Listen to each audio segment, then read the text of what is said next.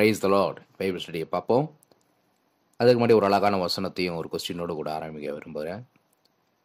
சங்கீதம் 119 9ஆம் வசனம் சொல்லப்பட்டபடி, வாலிபன் தன் வழியை எதனால் சுத்தம் பண்ணுவான்? உமது வசனத்தின்படி தன்னை காத்து கொள்கிறதனால் தானே. வாலிபன் தன் வழியை எதனால் சுத்தம் பண்ணுவான்? உமது வசனத்தின்படி தன்னை காத்து கொள்கிறதுனாலே. உம்முடைய வசனமே நம்முடைய மூச்சாக இருக்கட்டும். ஆமேன். வாங்க ஒரு கொஸ்டின் கேட்போமா? கொஸ்டின் கேட்குறேன். 6ஆம் நாள் தேவன் இந்த உலகத்திலே எதை சிருஷ்டித்தார்? 6ஆம் நாள் எதை சிருஷ்டித்தார்? இதுக்கான ஆன்சரை குயிக்காக கமெண்ட் பண்ணுங்கள். இந்த கிளாஸ் முடிகிற எண்டு செஷனில் உங்களுக்கு ஆன்சர் பண்ணுறேன். வாங்க ஸ்டடிக்குள்ளே போகலாம். இன்றைக்கி நம்ம ஆதியாகமம் 2ஆம் அதிகாரம் வசனம் 5 முதல் 17 வரை பார்க்க போகிறோம். மேலே வேதமே என் மூச்சுன்னு போட்டிருக்கேன். நம்ம மூச்சுடும் போதெல்லாம் நம்ம இன்னைக்கு பைபிள் படித்தோமா அப்படிங்கிறத யோசிப்போம், சிந்திப்போம். பைபிள் படிச்சிருப்பீங்க நம்புகிறேன். நோட்ஸ் எடுத்துக்கோங்க. கமான், குயிக்காக பார்க்கலாம். முதலாவதாக, இந்த பூமியிலே மழை இல்லை. ஆதியாகமம் எடுத்துக்கொள்ளுங்கள். ஆதியாகமம் 2ஆம் அதிகாரம் வசனம் 5 முதல் 17 வசனம் வரைக்கும் இன்றைக்கி பார்க்க போகிறோம் சொல்லியிருந்தேன். 5ஆம் வசனத்திலே, நிலத்தினுடைய சகலவித செடிகளும் பூமியின் மேல் இன்னும் உண்டாகவில்லை, நிலத்தினுடைய சகலவித பூண்டுகளும் இன்னும் முளைக்கவில்லை, ஏனெனில் தேவனாகிய கர்த்தர் பூமியின் மேல் இன்னும் மழையை பெய்ய பண்ணவில்லை, நிலத்தை பண்படுத்த மனுஷனும் இருந்ததில்லை. முதலாவது பாயிண்ட், பூமியிலே மழை இல்லை.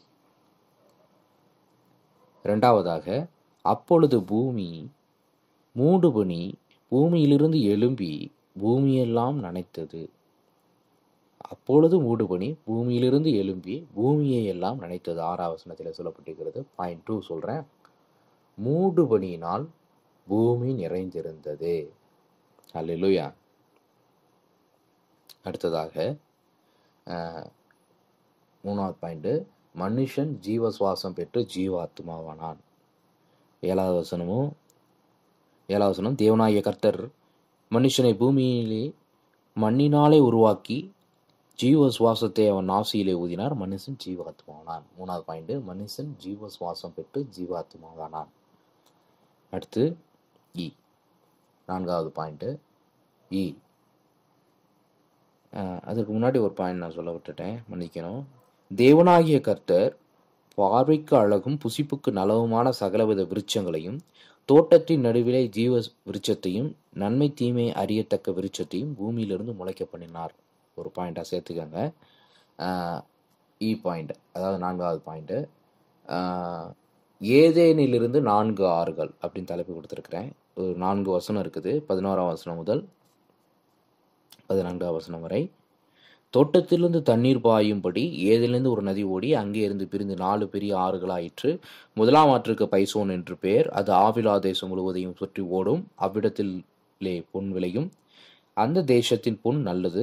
அவ்விடத்திலே பீதலோகும் கோமேதக கல்லும் உண்டு. 13, இரண்டாம் ஆற்றுக்கு கீஹோன் என்று பெயர். அது எத்தியோப்பியா தேசம் முழுவதையும் சுற்றி ஓடும். 14ஆம் வசனம், மூன்றாம் ஆற்றுக்கு இதக்கேல் என்று பெயர். அது அசிரியாவுக்கு கிழக்கே ஓடும். 4ஆம் ஆற்றுக்கு ஐபிராத்தி என்று பெயர். அந்த 14ஆம் வசனம் வரைக்கும் ஏதேனிலிருந்து 4 ஆறுகள் அப்படின்னு சொல்லி தலைப்பு கொடுத்துருக்குறேன். ஏதேனிலிருந்து 4 ஆறுகள் ஓடுகிறது. நன்மை தீமை அறியத்தக்க கனியும் கட்டளையும். 16ஆம் வசனம், தேவனாகிய கர்த்தர் மனுஷனை நோக்கி, நீ தோட்டத்தில் உள்ள சகல விருட்சத்தின் கனியையும் புசிக்கவே புசிக்கலாம், ஆனாலும் நன்மை தீமை அறியத்தக்க விருட்சத்தின் கனியை புசிக்க வேண்டாம், அதை புசிக்கும் நாளிலே சாகவே சாவ என்று கட்டளை இடுகிறார். தேவனாகிய கர்த்தரிட்ட முதல் கட்டளை இதுதான், அதை புசிக்க வேண்டாம் என்று சொல்லி, நன்மை தீமை அறியத்தக்க கனியை நீ புசிக்க வேண்டாம் என்று சொல்லி. குயிக்காக ரிவ்யூ பண்ணிடுவோம். பூமியில் மழை இல்லை, பூமியில் மூடு பனி நிறைந்திருந்தது. 2ஆவது பாயிண்ட். 3ஆவது பாயிண்ட், மனுஷன் சுவாசம் பெற்று ஜீவாத்மாவானான். இடையில ஒரு பாயிண்ட் ஆட் பண்ண சொன்னேன், ஆட் பண்ணிக்கோங்க. நன்மை ஜீவ விருட்சத்தையும் நன்மை தீமை அறியத்தக்க விருட்சத்தையும் பூமியிலிருந்து முளைக்க பண்ணினார். அடுத்ததாக ஏதேனிலிருந்து 4 ஆறுகள். லாஸ்ட் பாயிண்ட், நன்மை தீமை அறியும் கனி. பேலன்ஸ் இருக்கிறத நாளைக்கு நம்ம கண்டினியூ பண்ணலாம்.